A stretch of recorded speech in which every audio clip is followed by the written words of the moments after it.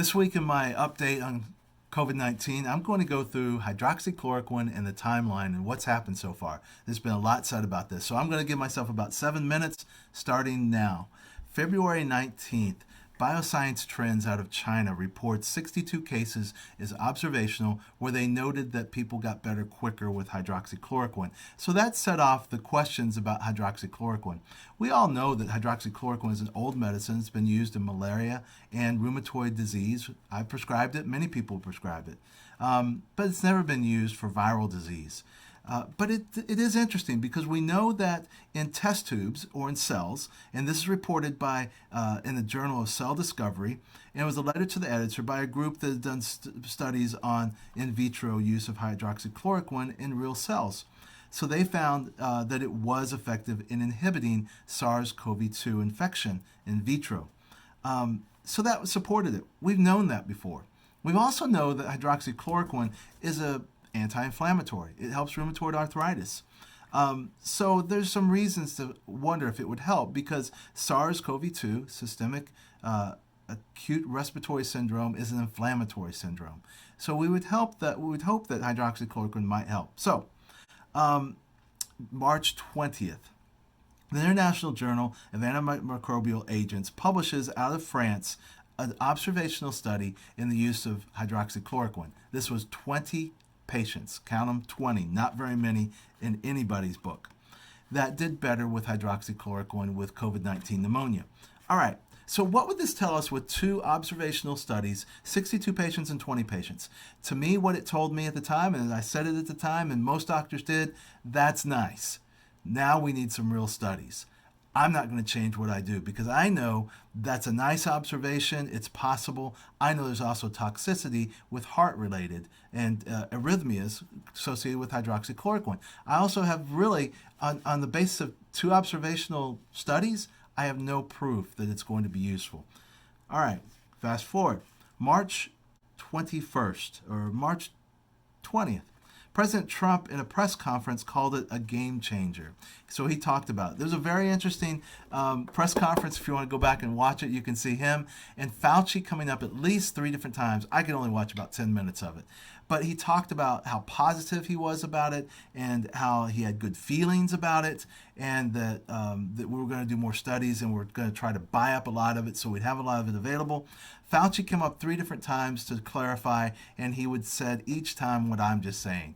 We don't know yet. There's some reason for optimism, and we hope it helps, but we're not. Now, what most of us thought that are in medicine was like, this might be a little bit of a help. This might be a good anti-inflammatory. It will not be a cure.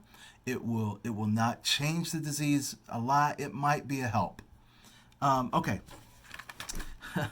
March 21st, the prescriptions for hydroxychloroquine went up 20 times the same date a year before. March 23rd, physicians were found hoarding the hydroxychloroquine. March 24th, a man dies ingesting fish tank cleanser with chloroquine in it. March 26th, India bans export. April 6th, 20 states try to stop hoarders. April 7th, India lifts its ban after Trump threatens them. April 10th, physicians express concern. Okay, through the whole month of April, we're still saying the same thing. We don't have a good study to say that this stuff actually helps. Yet people are going back and forth about it. A lot because our president got up and publicly touted it as a game changer while Dr. Fauci was trying to say, we don't know yet. The truth was, we didn't know yet. So April 22nd, there was a hydroxychloroquine trial done at the Veterans Health Administration. It showed no benefit with COVID-19 illness. April 24th, the FDA warns against hydroxychloroquine use outside of hospital settings. Now, May 11th, we finally get some information. And that's actually not very long. That's quick. We're just talking about a couple months later. So this is out of the Journal of the American Medical Association, JAMA. association of treatment with hydroxychloroquine or azithromycin within hospital mortality. So this is also an observational study, but it's got a lot more numbers. It's retrospective, so it's looking back. It was a medical record review. So it was done in downstate New York. They got the medical records from the hospitals of how many? 1,438 patients who had been admitted for COVID-19 and were either discharged or they died. So they looked at all of them, and they looked at it. So it's just a retrospective observation. Did they receive nothing? Did they receive hydroxychloroquine, and azithromycin, or just azithromycin? 4 different groups receiving all those combinations. There was really no statistical significance between all those groups. They did notice increased cardiac arrest, a small number, in hydroxychloroquine group. All right. May 18th, 1 week later, Trump is on another press conference, and he says, I am taking hydroxychloroquine. I started about a week and a half ago, he said. I asked my doctor to give it to me because he said a lot of frontline providers are taking it. A lot of doctors are taking it. He said, I've heard good things about it.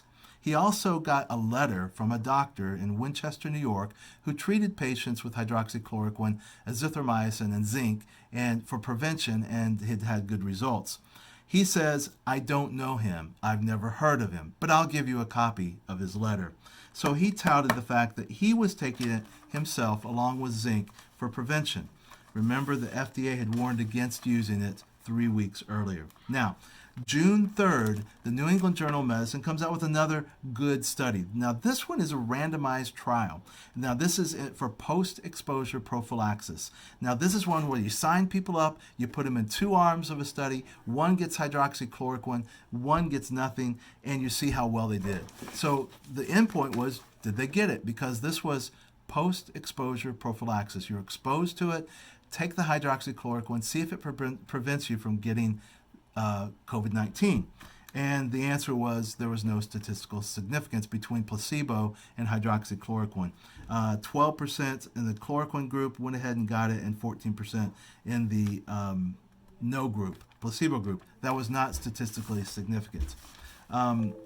Okay. Oh, there's my alarm. I'm going to keep going because we got more. June 18th, dismiss. June 18th. Observational study again of hydroxychloroquine in hospitalized patients with COVID-19. This is in New York City. 1,376 patients. 811 of them got hydroxychloroquine. They found that the ones who got hydroxychloroquine, there was no association of decreased intubation or respiratory failure. There was no association with decreased death. So again, they looked back at the records, and this is in the New England Journal of Medicine, and no help from hydroxychloroquine. Come to the future, there's been other studies, but I'm hitting the big ones. July 23rd, New England Journal of Medicine, hydroxychloroquine with or without azithromycin in mild to moderate. So now we're not dealing with really sick patients. Some people criticize the study, saying the studies just looked at hydroxychloroquine in sick patients. Why don't you try to give it to mildly ill or before they get sick? So we've already seen before you get sick and severe illness, and this one is mild to moderate COVID-19. And there were 4 different groups: those who received hydroxychloroquine plus azithromycin, standard care. 3 different groups, and there was no difference between those 3 different groups. The time to getting better was all the same. There was no difference. One more study I went over. I have to go back on my timeline. June 20th. This is the ORCID study out of Vanderbilt. So ORCID stands for Outcomes Related to COVID-19 Treatment with Hydroxychloroquine in Patient Symptomatic Disease. Anyway, they were trying to get 500 patients enrolled in it, and after 470, the NIH stopped the study because it showed no benefit whatsoever, and they didn't feel like it should go on. So there we have very good, reputable studies that showed no help whatsoever. So what can you say from one of this? One is, don't listen to politicians when it comes to medication. You saw a huge increase, and I was dealing with this. I had to field questions about hydroxychloroquine because a politician made comments about it that were inaccurate and downright wrong in March.